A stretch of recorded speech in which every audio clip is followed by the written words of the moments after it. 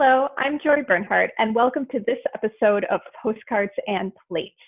Today, I'm excited to welcome Amy Emberling, proprietor of Zingerman's Bakehouse. Located in Ann Arbor, Michigan, Zingerman's was founded in 1982 and now has grown to be an institution, the source of great food and great experiences for thousands of visitors each year. From huge sandwiches to grocery items, fresh breads, delectable desserts and cakes, Zingerman's is an absolute must. Welcome, Amy. Hi, Jory. Thanks for having me. You're welcome. Thanks for being with us. So tell us the overview of Zingerman's Bakehouse and all of the yummy things that you make.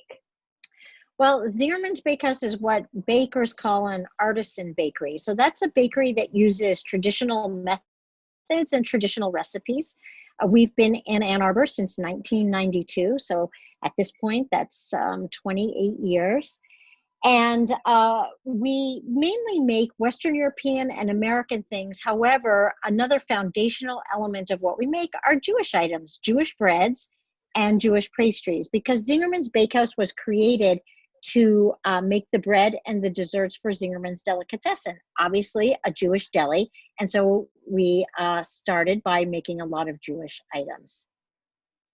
Very, very cool. So what are some of the absolute favorite items that Jewish items the Bakehouse is known for? We are known for our rye bread. You know, it's sort of amazing. There aren't that many bakeries in the United States making what was sort of typical, what we would consider delicatessen rye bread anymore. And so we're really quite known for that. And we're also known for making sour cream coffee cakes, which I didn't really understand as a young person why that was considered Jewish, but have more of an understanding of that now. And I have to tell you, we literally make thousands of pieces of different flavors of arugula every single day. Those are probably our biggest Jewish items that we're known for. Yeah, I have this memory of when we had moved out to Ann Arbor and everybody was like, you have to go to Zingerman's, you have to go to Zingerman's. And I remember standing in front of the dessert case and I'm looking at all of the flavors of arugula and I'm just like, which one do I choose? Right. How do I make that choice? Mm-hmm. And I think we've added a couple since you lived here. Who knows? I don't know if you visited, but yeah, since you lived here. So tell us about how your Jewish experiences, how they influence what you make or your decision to become a baker. Mm-hmm. So I grew up in far eastern Canada, and people always say, were there Jews there? Absolutely. I grew up in Nova Scotia, in Cape Breton Island, and our community had about 100 Jewish families. And so as a child, I ate many of the Ashkenazi traditional foods that American Jews eat.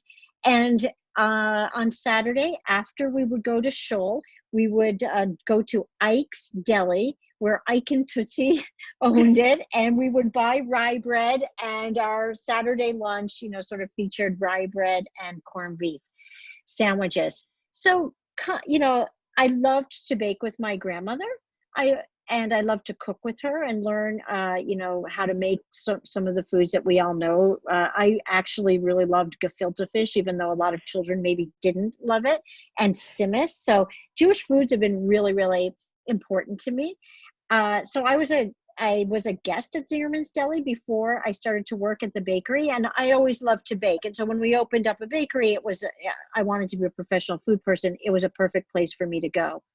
But I have to tell you, Jory, that really my Jewish heritage has played a big role in the last decade. So I've been at the bakery since it opened. But in 2010, we started to research the foods of Hungary. And we were trying to find a new tradition to learn. And one of the reasons we chose Hungary is because it has the largest Jewish community that's still existing and thriving in Budapest, in Eastern Europe. And so we thought, well, that makes total sense for us to go there. And so since then, I've really been able to sort of reconnect with Jewish foods that were Eastern European. And it got me a little bit more interested in bringing other Jewish foods to the bakery. And now we are leading a food tour to Israel. It was supposed to go twice already during this pandemic, but we have it planned again for October of 2021. And so so now we're really trying to sort of incorporate sort of more Sephardic flavors into American desserts and into some of the Western European desserts. And actually even in like the arugula, the Ashkenazi, and mixing the two together. So it's sort of my Jewish heritage has become even more important really in the last decade here at the bakery. Yeah, no, that is absolutely beautiful. And I've actually been to Budapest and been to the big synagogue there, and Right. it is so beautiful. And I think that's what I love so much about Jewish food, is that there's so many different nuances and variations on a simple dessert can be done so many different ways depending on where you are from in the world. And I think that was part of why I wanted to do this show, was because to show the diversity of food. And that's beautiful that you are using those experiences and paying homage to so many different regions. And yeah, I think it's really, really interesting, and a nice thing for us to do for the the world that we're in now. People are very interested in lots of different foods, and I think we have some idea of Jewish food in the United States of being really a relatively narrow category, but there is much more that we can educate people about and enjoy. Yeah, there's a whole wide world of food out there, so let's enjoy it. Huge. Well, speaking of food, I followed the very careful instructions that were on the bag of bread, and I popped it in the oven, and it has been smelling amazing. So let's talk a little bit. I know you mentioned some of the foods that are common that you make, and I have a sampling of them here. So let's talk about what you sent for us to take a look at. Sure. Where would you like to start? Let's start with Chernushka rye, right? That's what we have right there in the front. Yep. So I will bring it to the camera. Actually, it was onion rye, correct? Correct. Right, onion rye. So this is one of my personal favorites. It's our Jewish rye recipe. So this recipe is from sort of turn of the century, 19th to 20th century, Lower East Side of Manhattan. This rye bread is made with a sour starter, and it also has commercial yeast in it. So at that time, bakers in New York were doing a mix of both. The sour gives it a more developed flavor, but the yeast allowed people to have better quality of life and to make the bread a little bit more quickly. What's also interesting about this rye bread is that one of the elements or one of the ingredients is we call old in the bakery, O-L-D. And what it is rye bread that we actually bake it to make this, but in a lot of bakeries, you would have bread left over that you couldn't sell anymore. And so the bakers would take that bread and they would slice it and they would add water to it, and then they would put it into the mix of the next day. And there were a couple of reasons. One was obviously financial. It sort of extends the recipe. But the other was spiritual, the connection of yesterday to today. And so we do that at the bakery. We don't have bread that we weren't going to sell because we're good at managing that. But so we have to bake bread every day to just turn into the old. So I think what's really great about this bread is the beautiful color and shape that I think people can see. And you see there's a little bit of shine on it, and that's because you brush it with water before it goes into the oven. And then you see we hand slice some real onions and put them on top of the loaf to decorate it. And inside are chopped roasted onions that we make at the bakery. One thing that we really care about the quality of ingredients, and a lot of bakeries will use like dehydrated onions, but we have fresh onions that come to the bakery every day. We hand chop them and roast them ourselves. And there's some poppy seeds on top there, which also are very classic of Ashkenazi cooking. Good. And the crust should be sort of flaky. Sometimes when you see rye bread, you'll see that the crust is sort of crackled. I'm not sure if that one has that. And that's because not only do you put water on the bread before it goes into the oven, but when the bread comes out of the oven, you take cold water and you brush it on the bread. And the contrast between the hot bread and the cold water causes the crust to crackle. So that is done on purpose. So, and that makes sense. I've gotten into sourdough baking, and one of the secrets that I've learned is, yes, adding the steam to the process, adding the water to the process to get that good crust. Exactly. Yeah. So how did it taste, Jory? So good. And I'm already imagining like a nice, good mustard on the bread and some deli meat, and it's like the perfect bread for a sandwich. And I really like the onion flavor, because like using the real onions, you get that real onion flavor, rather than sometimes when you use dried, it's muted. It's not the same. Exactly.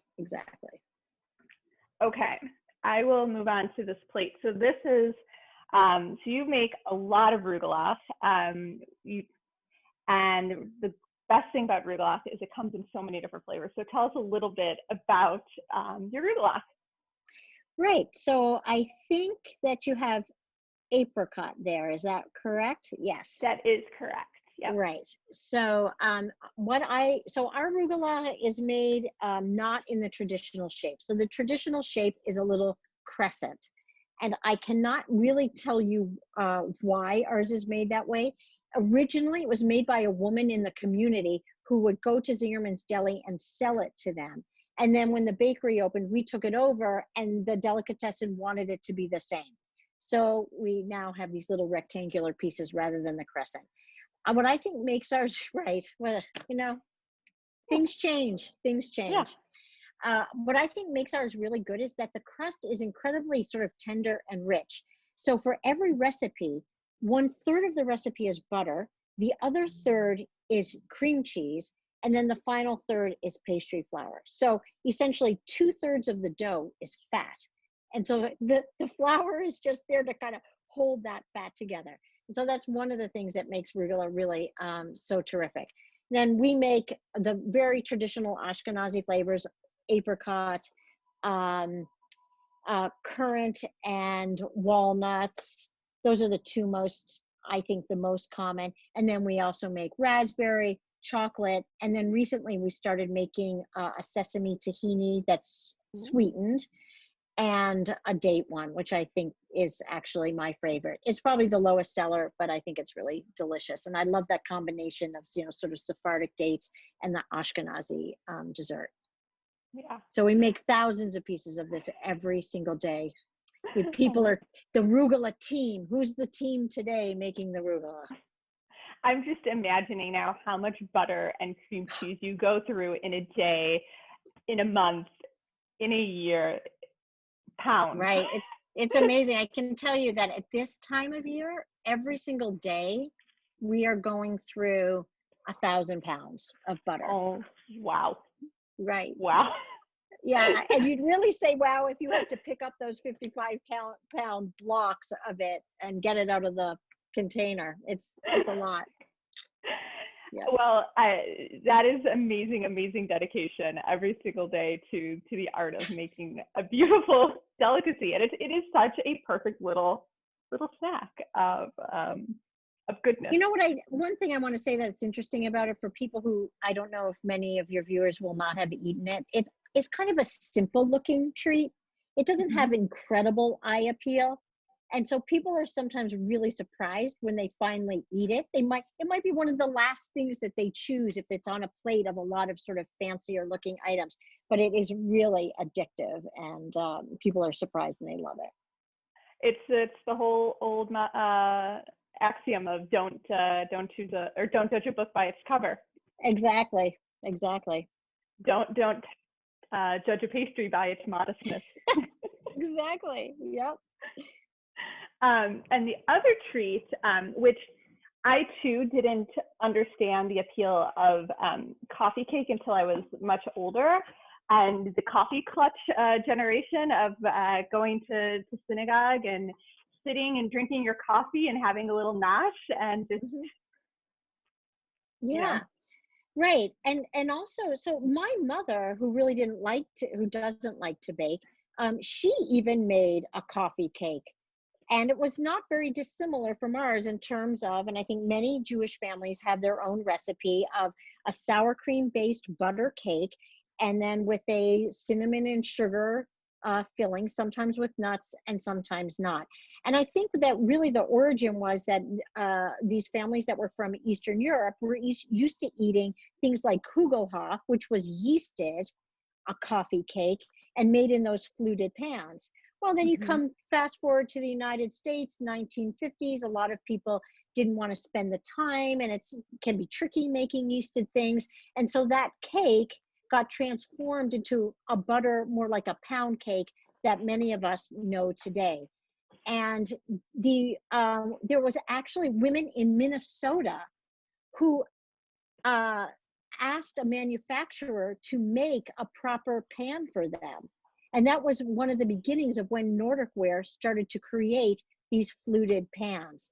So now we have something like of that size, 500 and some of those pans, because at this time of the year, we're baking tons and tons of coffee cakes.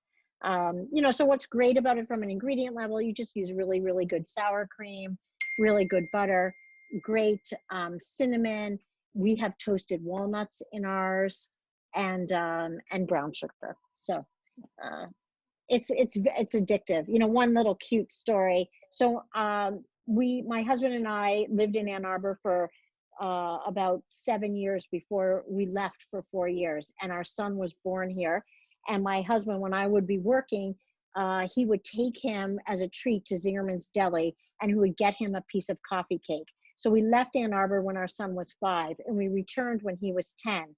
And we said, Jake, what are you most looking forward to about going back to Ann Arbor? And he said, having a piece of Zingerman's coffee cake. So it's so, if a 10-year-old can remember their 5-year-old memory, to me, that's usually a sign of something that must be kind of special. Yeah, I would say so. that is such a sweet, sweet story. And Yeah. I love it. Okay, we are going to move on to some fun, quick lightning round questions. You ready? Need to stretch? Shake yourself out? I'll do a little yoga. Ready. Ready. Okay. So, describe your perfect dessert or bread. My favorite desserts all are creamy. I think for me, flavor is really important in desserts, but so is texture. So I love creme brulee. I love eclairs filled with pastry cream. I love New York style cheesecake, flan. Those are my perfect desserts. The other thing that I like about them, sort of intellectually, they usually have very few ingredients. And so ingredients can be transformed in so many different ways depending on the process of putting them together. Mm-hmm. And creme brulee is always fun because you can go crack, crack, crack with the burnt sugar on top. It's just... Yeah. Nice contrast there. Mm-hmm. So it's 2020. What is the thing that we should all be noshing on that we can order from the Zingerman's catalog that is going to just make the rest of 2020 go so much faster, smoother, better? I think what's needed right now for all of us is a little bit of chocolate babka. Ooh. Super rich, tons of chocolate in it, rum-soaked raisins. Yeah, it hits the spot. It satisfies the soul. Yeah, that sounds like exactly what you need. A nice, just rich dough to just give you that hug, and chocolate and a little alcohol. It's great. Yeah. Yes, exactly. Okay, so here's a controversial question. Is a bagel a sandwich?